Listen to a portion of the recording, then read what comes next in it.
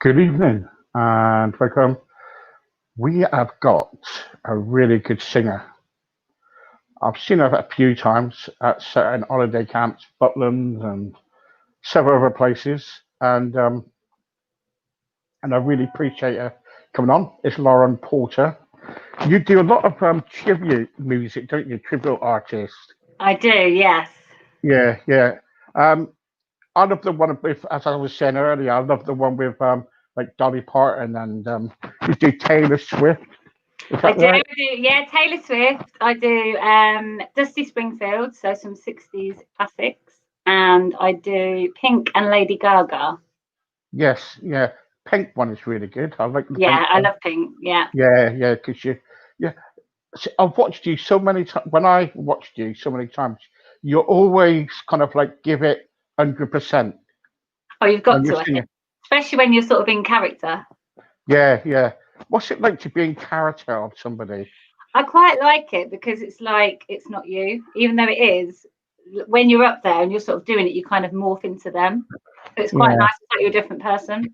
yeah. I bet you. Do you find it really kind of like?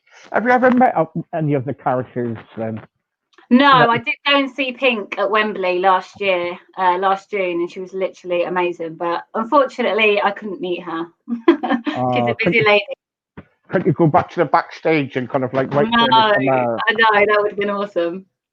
Yeah, because you played at some good, nice places too, didn't you? You played at Yeah, well, I've done all sorts. I've done a lot of the big holiday parks, like you said, like Butlins, Haven, Park Resorts, all of those. Toured around.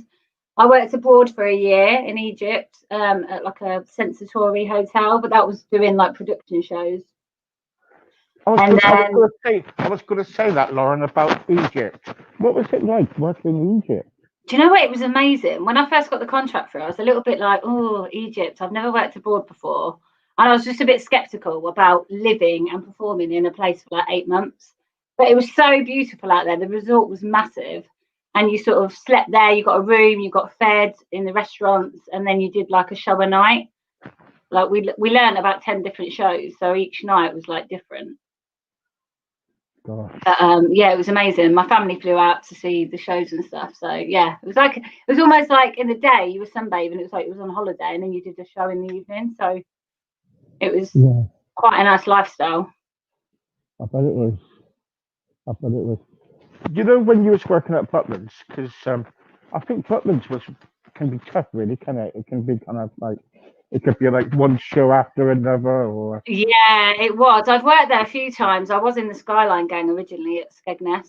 So I did that for a year, and that was really hard work. You work in the day doing all the kids stuff, and then you'd have like two shows at night as well. So that was tough. But the cash shows wasn't too bad. Like sometimes you'd have one show in the evening, or you'd have two, but they were like back to back, and they were like full on dancing and singing. yeah. Because you were classed as a red coat, were you? Was I it a red was coat? originally when I very first started working there, I was a red coat for about 4 months. And then I did the Skyline Gang for a year, and then I Yeah. did the cash. So when you're in the cash, you just do the shows. You don't have to do any duties or anything like that. You're not a red coat. You just do the shows in the evening. Right, okay. Because I bet that was a process, wasn't it? Being a red coat, you Oh know what I God, yeah. mean? Well, when I was a red coat, I used to sit and watch the shows, and I was only like 18 at the time when I was a red coat, and I used to sit and watch the shows, and I was like, I really want to be up there. I want to Yeah. be on the stage. So I auditioned, and then obviously you sort of go up and up and up. So yeah, I've worked really hard to get, you know, to where I But want to yeah, be. yeah, you got in okay. Yeah. With how many? What's the best place that you ever been to do a show? Ooh. Well, obviously abroad was amazing, and a couple of years ago, I used to do flybacks. So they used to fly you out to different resorts, and you'd do your show, and then you'd fly back again. So you'd only go for like three to 4 nights. So you get to stay in a nice hotel, you get fed, and then you do your show in the evening, and then you'd fly back. So I think I went to Cyprus, I went to Egypt, I went to Ibiza, I went to Turkey. So you'd be flying every month to different places, and I really really miss that. That was amazing, like the atmosphere. And I've done quite a lot of like outdoor festivals and things like that. They're always really good fun in the summer. Gosh. Yeah. What's it like to? Because sometimes you work with other people too, but also you work on your own. Yeah. What's it like to really work with other people? What's it like? It's nice. In fact, I prefer it in a way because you become like a little family, especially when you've worked together so long. You become like a little family together. And being on your own doing it, I mean, I've been gigging now, doing my tributes and my solo shows for like the last 3 or 4 years. And it is lonely. Like, even though your friends and your family come with you sometimes, it's just you sort of driving there, doing your show, packing up and driving home. So it is a bit lonely. I do prefer sort of having someone with me or like a group of you Yeah, yeah. doing like an actual production. How do you cope with all the long distance in the UK when you got all these gigs in the UK? One minute you could be at like, say, I know. Cornwall or Scotland Yeah. somewhere. How do you cope? It's tiring. And people are like, oh, you need to get a proper job and all this. And I think, look, you do a 6-hour journey to do like a show for an hour, and then you 4 hours over here and then 2 hours over there. Like, it's really, really tiring. But Yeah, I love doing it. I couldn't think of anything else that I would rather do. Like, I do really love my job. But yeah, you are tired by the end of it. yeah, yeah. What's the best? I bet you got a lot of costumes, didn't you? Oh my goodness, yeah. I've just had a bit of a clear out actually, because I thought while we're on lockdown and stuff, I might as well clean them all because they get disgusting. You can imagine when it's Yeah, hot. yeah, So clean them all and dry them all, and then I've just had a proper sort out because you get so many different wigs and costumes, and you try and keep up with the trends all the time as well. Like Lady Gaga, for instance, is changing her hair every other week. So you mm, try and sort of keep up with the trends. And then I've slowly sort of like tried to whittle it down to like, I don't know, 4 or 5 costumes for each act because it does get a little bit ridiculous. yeah. 'Cause I was just about to say that. I bet it's really hard to keep up with all the tribute It really artists. is. Yeah. I just got a new costume made for my Gaga with like a pink wig, and now she's got like blue hair. And Right? she'll probably cut it all off next week. So it's like, I mean, it doesn't matter too much because there are different eras of the tribute. So you could be like Gaga from like 5 years ago, or you could be like Gaga now. So people do get the different eras. It's nice to have different looks and stuff, but you Yeah, do have yeah. to keep up with it. Who do you admire the best then out of your tribute? Oh, do you know what? I get asked this all the time, and it's so hard because they're all so good but so different. I mean, Taylor Swift is probably my least favourite because I'm not actually a massive Taylor Swift fan. I do like her, but people assume because you're a tribute to someone that you absolutely worship the ground they walk on and you love their music. And that isn't really the case with Taylor Swift. I mean, I do like her music, but she's not someone that I'm like, I wouldn't go and see her in concert, basically. Whereas Lady Gaga and Pink are the two that I absolutely love their voices. I love their songs, and I would go and see them. And I'm actually going to see Gaga next year. I was meant to go this July, but obviously it got cancelled. So Right. fingers crossed, I'm meant to be going to see her next year. So that will be amazing. Yeah, yeah. So I'd say Pink and Gaga are probably my favourite two to do. Not Dolly Parton because Not Dolly you Parton. do you do I do really love good. I do love all the country stuff because Yeah, it's different, isn't it? It's completely different sort of yeah. sound. But You do. I'm more of a rock chick myself. Oh yeah. Yeah. Oh right. Okay. So you rather do all that because you do a good Dolly Parton. You do, don't you? I do. I do love a bit of Yeah, Dolly. yeah, Bit of yeah. 9 to 5. Do you ever do like anything like ABBA or anything like that? Or I do a bit of ABBA. I've done a lot of ABBA tributes over the years. I was in like a little ABBA band with my brother at one point, and then we did an ABBA show abroad. So lots of ABBA. I do tend to do that in my solo set. right? Okay, okay. What's the No, this is it. What's the Not worst really. place you ever? What's the worst place you ever been? Worse for what? As in performed. Yeah, it's between me and you. I won't say nothing. There's been a couple. I'm not going to lie, because obviously when you first start out, you get sent to some right places, and I'm Yeah, literally yeah. like, and I'm not a snob. Like, as long as it's clean and they're nice people, I don't mind. But sometimes you walk in and you're like, this is grim. I don't know off the top of my head names, but there's been a few sort of pubs and stuff that I've turned up at, and I think there was one. There's only been one that I actually refused to go on because it was grim, and I was like, I'm not singing here. And that's only once I've ever like refused. Because sometimes you get to a place and you think, oh, this looks a bit, and you have the best night. You end up having the best night. So don't judge a book by its cover, because sometimes they're the better nights when you could go to like a 5-star and you come out and you just think, oh, that was rubbish.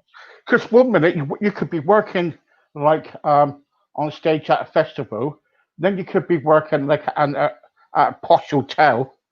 The next minute you could be working in a dive, say, right? Yeah, there are different ones, and over the years, I think because I've been doing it so long now, I've tried to sort of whittle it down. Like you start to know which ones are the good ones and which ones are the not so good, and you tend to whittle it down. To be fair, I don't tend to do that many sort of pubs and clubs now. I'll do the odd sort of thing, but it's mainly hotels, holiday parks, festivals, those sort of things that I do now. Yeah. But you've got to start somewhere. You've got to work your way up. Yeah.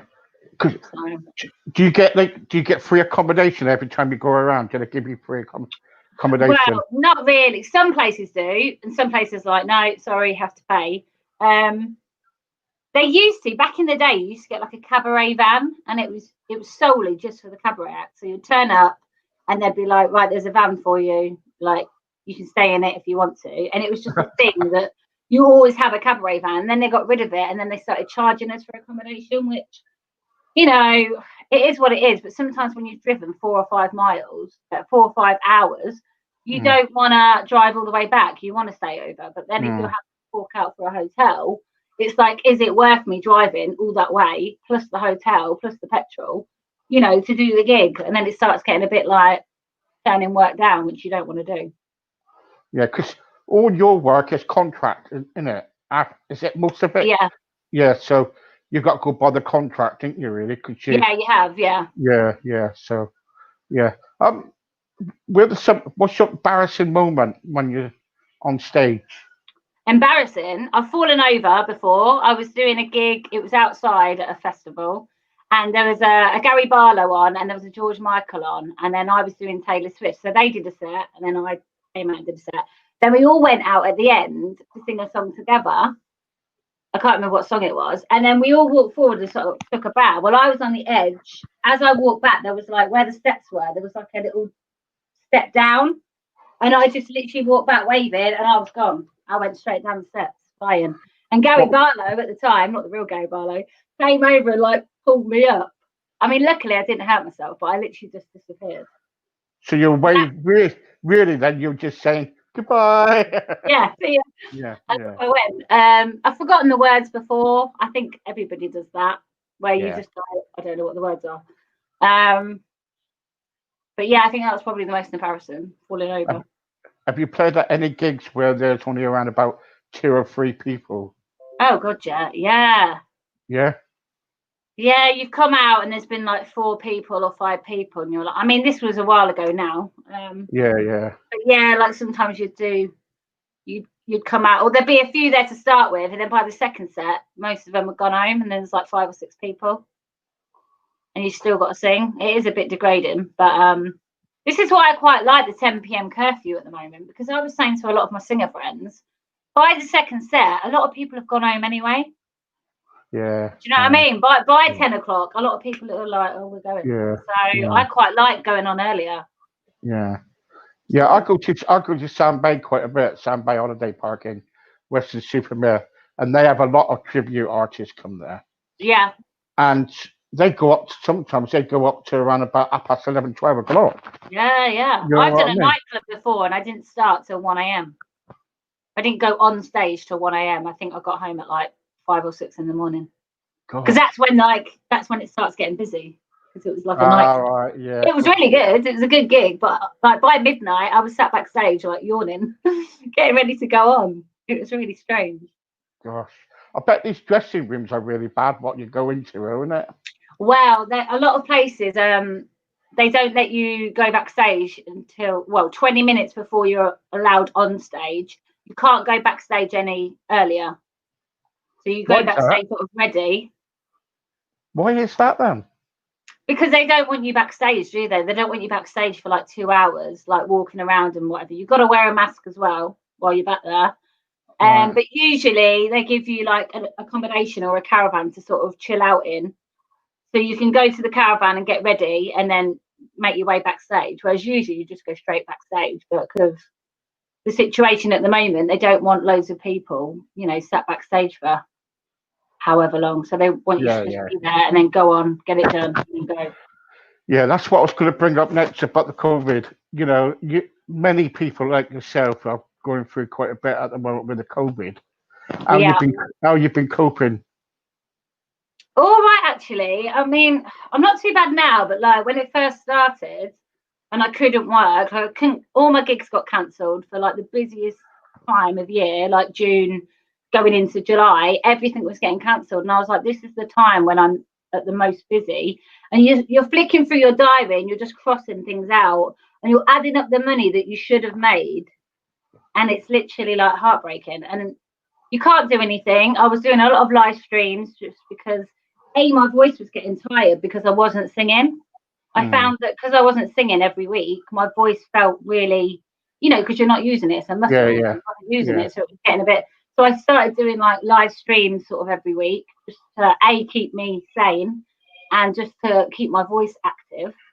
And then I was doing a few singing lessons sort of online, but again, they're not the same as doing them in school. But it was better than nothing. So yeah, good days and bad days, I suppose. And then slowly it started getting back to normal. But now it's, I don't know, we kind of just got to try and get as much work in as possible, and then because Christmas is coming up, and for Christmas, you know, it's busy time of the year for you, right, isn't it? Christmas parties and things like that. So I don't know what it's going to be like this year. I think it's going to be a bit of a quiet one.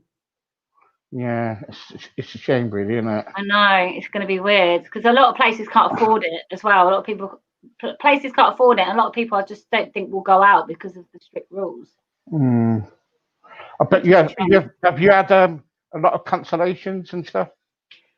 Yeah, at the beginning I did when we was like officially on lockdown and we literally could only go out for a walk. Then I had all of that cancelled, obviously, because we couldn't physically go. And then they let us do outdoor performances. So a few that had got cancelled sort of got, you know, they rang me and was like, oh, can you do it? But it'll be outside. So I was like, yeah. Cool. So I did quite a few outdoor ones. And then luckily the last 3 or 4 weeks, it's actually picked up and I've been able to do quite a lot sort of in a row. I think because venues have started opening again, they were like, oh, we need a singer. So it's not been too bad, but I am getting the odd cancellation for like November, December. Because people are panicking and going, oh, you know, we don't want to say there's a singer on, and then it gets to it and we're on lockdown again. So people are just going, right, no, we won't have anyone. Okay, I've got a message here. It says here, hi, Lauren. I think you're fantastic. I've heard some of, I've looked on YouTube and your music's very good. Oh, thank you. Can you tell me how I can get into music like you? Yeah, basically, I went to college when I left school, so 16, 17. I went to college in Boston, Lincolnshire, for 2 years, and I did performing arts, which is like singing, dance, and acting. So it's all three. It's the only thing at college you could really do at the time. I mean, I don't know what it's like now, that involved like singing, dancing, acting, and things like that to get better. I've always sang since I was little, but obviously, like doing an actual college course, you learn a bit more about it. And then obviously, I was a red coat, like I said. Just audition, just see what auditions are about. Audition. I've never trained. I've never really had like a singing lesson, and I've never been to like a fancy stage school or anything like that. I've never been trained to sing. I've just picked up things along the way, and I think doing the different jobs and stuff, you learn so much, like about your voice and about, you know, different techniques and things like that. So I've kind of picked that up along the way. But the best thing to do is do some kind of course to get a bit more experience, and then just see what auditions are out there. I mean, at the moment, there's not going to be too much going on, but obviously, like for next year, that would be the best thing to do. There you go. Beth says, how long have you been into music? Oh God, forever. Since I came out. Since I came out the womb. Since I was a little girl, we always used to go to like holiday parks and stuff when I was little, and if there was ever a show or something that involved music or singing, I was like, I want to do that. And I used to sort of enter the talent shows and stuff when I was like 7 or 8, and I'd dress up as a mermaid and sing like a Disney song and things like that. So it's kind of since I was little, really. Said about mermaid, you have actually dressed up in costumes, didn't you? Yeah. See, I know quite a bit about you. See, I forgot about that. I still do it actually. I have a princess business on the side, and that's actually really helped me through lockdown, because I do princess parties and visits, and I dress up as like Elsa and Anna and Rapunzel. And obviously, over lockdown, you weren't allowed to do parties and stuff. So I did a lot of online things. I did like singing.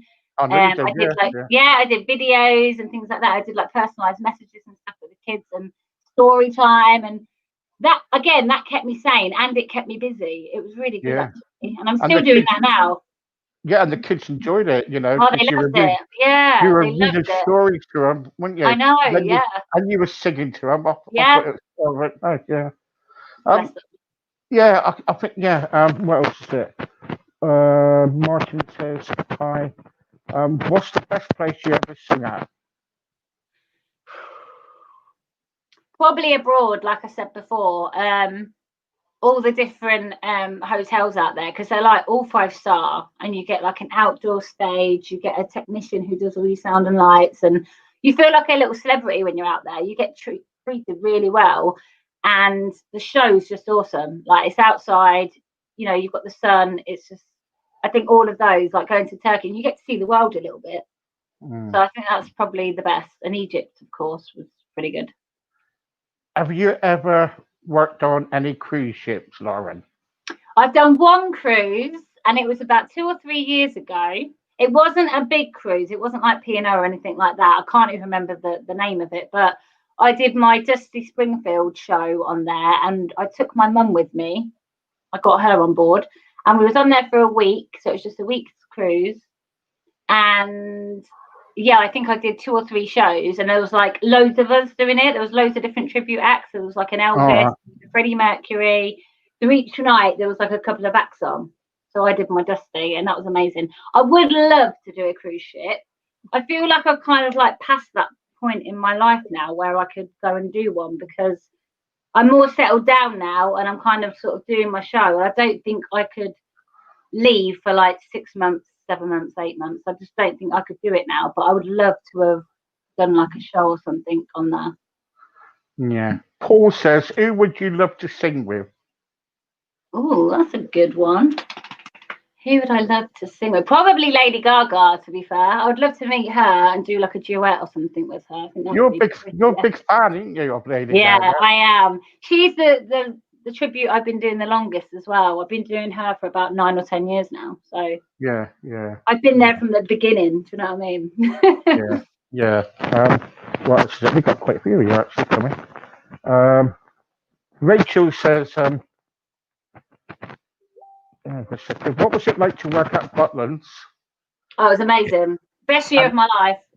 And how do I get to be a redcoat? How do you get to be a redcoat? I was a redcoat first, so that's when I was like 18. And I only did it for about 4 months because I really just wanted to sing. And if you just want to sing or entertain, maybe start as a redcoat, because you kind of get to do a bit of everything and then work your way up. But you just have to apply. If you go onto like the Butlins website or something like that, I'm sure there'll be like a application page or something like that. You basically apply and you get like a little interview and whatever. I mean, it's probably different now because we're talking way back when I did it, but yeah. You got to go through like my friend mine did it, and he said he had to go through like some singing auditions and acting and all that, you know. Yeah, I can't remember because it was so long ago, but I'm sure I had to like, I don't know if you have to sing, but I think you have to do like something, like some kind of like talent, you know, tell a joke or do a dance or whatever.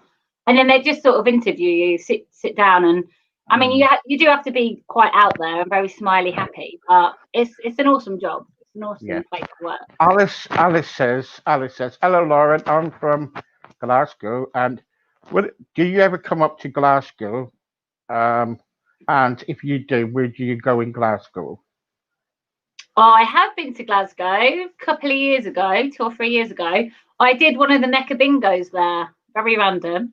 But they had a big tribute night, and I did Pink. I did my Pink show in Glasgow. I think it was the first time I'd been as well. And it was awesome. I loved it. I'd never been before, and it was amazing. Had the best night. Did you Everybody play was like bingo? really up for it. No, I didn't. No. I sat backstage. They played, and then I came out and did the show. And I am back up that way in November, but at the moment I'm a bit like, I don't know whether it's definitely happening. Right. Okay. Yeah. Right. Okay. Where have we got to? Right. Philip says, when you do your Lady Gaga tribute, I love her costumes. How do you kind of keep changing the costumes, because she keeps changing them nearly every time you see her in concert? I know. You tell me. I know, it's crazy. I mainly just pick sort of like 4 or 5 that I really like, and I kind of alternate between them. She's got so many, like you said, she changes her wigs, she changes her costumes, or I layer them up. So some of them you can put underneath and then put like one over the top. Do you know what I mean?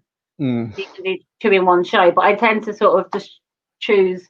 If she brings a new one out, I'll try and sort of get it. But obviously, everything costs money, so Yeah, it does. Yeah, and they're it not does. cheap. They're not cheap to have made. No, it's not. Paula says, do you have any CDs I can buy or videos? Videos. There's videos of me on my Facebook page, which is Lauren Porter Vocalist. That's got all my singing stuff on and tour dates on. I do have a CD. It's quite an old one now. It's a couple of years old. It's just got cover songs on. I'm trying to think how you can get hold of one. They are on sale on my website, which is laurenportervocalist.co.uk. Yeah, I'll pop that down. Yeah, or just message me. Just send me a message on Facebook, and I will send you one. Right. Okay. Good. There Good. There you go. Have you ever thought of doing a Celine Dion tribute act? No, I absolutely love Celine Dion. I've grown up listening to Celine Dion, but I do not think I have got the vocal ability to be able to sing a whole show of just Celine Dion. I don't think I'd have a voice left, but I do absolutely love her. There you go. There you go. Mandy says, how do you remember all the words, Lauren, of all the songs? You don't. No. Is it miming? No, I mean, like, sometimes you forget. It's miming. No, it's not miming. Oh my goodness. I don't know. Do you know what? I don't actually know. I always question myself because there's so many songs that I do, and I think, how do you remember all of those words? Like, I don't remember what I had for breakfast, but I'll remember all the words to a Lady Gaga song. It's really weird. Yeah. But you just learn them. I think just listening to them and learning them, and then they're just in there. But you do forget them sometimes. I'm not going to lie. Sometimes I'll come out and be like, oh, got that wrong. It just happens. You know, it's live. Yeah, of course it is. Philippa said, would it be possible, Steve, if you can ask Lauren for a song? For a song? Yeah. You can, but I don't know what. You don't have to. It's she just said, can you ask Lauren if she can sing a song for us? Oh. I'll do a little bit of Somewhere Over the Rainbow. I'll literally just do it a cappella, like just a tiny bit. Go ahead. And then if you want to see the rest, you can, I don't know, Google it or YouTube it. I'll try to persuade her to get it back on some other time. Yeah, and then I can do a proper one. But I'll do a little bit of Somewhere Over the Rainbow. You ready? Yeah. Somewhere over the rainbow, up high in the land that I heard of once in a lullaby. There you go. Oh, well done. Well done. Have you ever done any theatre work? Theatre? I can't remember when I was kind of like looking up. I think it was something about you done a little bit of theatre, was it? Or I've done a little bit, yeah. Beginning of this year and the end of last year, I did a theatre show, and it was Ariana Grande and Jojo Siwa, which is like a big American singer. And I did the part of Jojo, and then somebody else did the part of Ariana. And we did loads of theatres. We basically toured around doing the theatres. And I did get asked about doing a Gaga show actually at a theatre, and then it kind of just fizzled out. I didn't keep on top of it, but that would have been awesome. I would love to do like my own theatre show. Mm. That was cool. Right. The last few. Where's it to? Sorry, I've got to scroll down now. That's right. People's coming on and said, "Oh, I love that. I love that Over the Rainbow." Oh, thank you. Yeah, kisses and stuff. Rosemary says, have you ever met any famous people on your travels? Do you know what? No, I haven't. I've met a few, but they're not really famous. Like Phil Mitchell. Is it Sherry? I can't remember her surname off Loose Women. Yeah, I met her. Yeah. Yeah. I've met her. Who else from that? Ashley Banjo from Diversity. I've met him. All right. They were performing at Butlins, and they went on just before we were going to go on and do our shows. So they were like backstage, and I watched them from the wings, and I was chatting to him, and he was lovely. I've met a lot of like the X Factor finalists and a lot of the the singers from different TV programs. Yeah. But no one like really famous who you're like, oh my god, guess who I've met? Yeah, which is a bit rubbish, really. I wish I could say that I have, but I haven't. Yes. Linda wants to know, have you ever been on television, any of the singing programs? I get asked this all the time. I've auditioned for The Voice once, and that was about 2 years ago. And you have to go through, people don't understand, you have to go through about 3 or 4 auditions before you even get on the TV. I think people think you turn up and you go straight onto the TV. Yeah, it's not the case. That's not the case. You have to keep going back and forth to London and keep auditioning and going through different stages. And it's just, it's draining. So I auditioned once for The Voice about 2 or 3 years ago, and I didn't hear anything back. I got through to the second stage, and then I just didn't hear anything, didn't get a phone call, didn't get anything. So I was like, okay. I've never auditioned for the X Factor because I've had so many friends and people I know audition for it, and it's just, I don't know, it's very produced. And staged. Yeah, it's very produced. A lot of the people are asked to perform. A lot of them are sort of said, do you want to come and perform for us? I get emails sent to me saying, do you want to audition? Do you want to come to an audition? An open audition? And I'm like, no. I'd rather make it by someone just seeing me and going, I really like your voice. Can I sign you? I'd rather do it that way than a TV program. As much as I love them, like I appreciate like the talent on them, but it's not for me. Yeah, a friend of mine told me that when she went on it, she felt it was staged. Yeah, it is. They tell you what to say. They want a sad story, and I'm not about that. I'm about. See, if you've got a sad story, that's it. You're in, isn't you? Yeah. You know what I mean? My friend was like, if you've got a sad story, they ask you questions about, has anything bad happened to you? Is anything sad? And it's like, I'm not about that. I'm about, I just let me sing the song. It's all fake. Yeah. Well, Lauren, I'll tell you what, we've come to the end. Oh. So quick, isn't it? It is quick. I'll tell you what, really thank you very much for coming on. And you are welcome. It's been lovely to have a little chat. And I really appreciate that. And I would love to have you back sometime, you singing to everybody, and yeah, let me know, and I can set my little mic up, and then I can do it properly, because it's not the same as just, singing a song. No, this is great. This is chat. We've got a lot of people come on. We've I can tell you how many people has been on if you want me to. Yeah.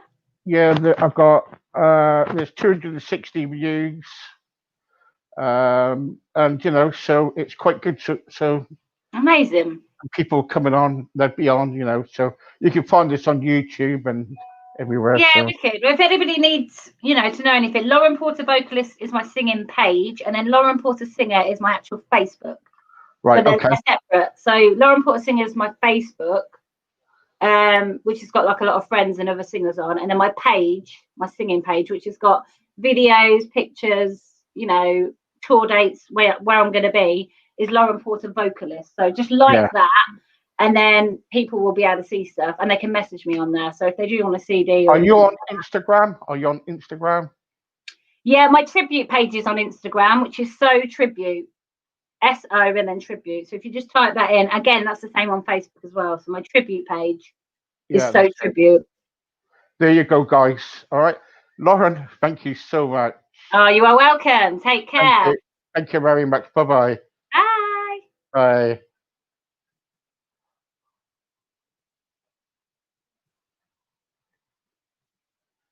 There you go, guys. Well, there you go. She was good, wasn't she? Really, really impressive. Anyway, thank you very much for joining us. See you again very soon. Bye for now.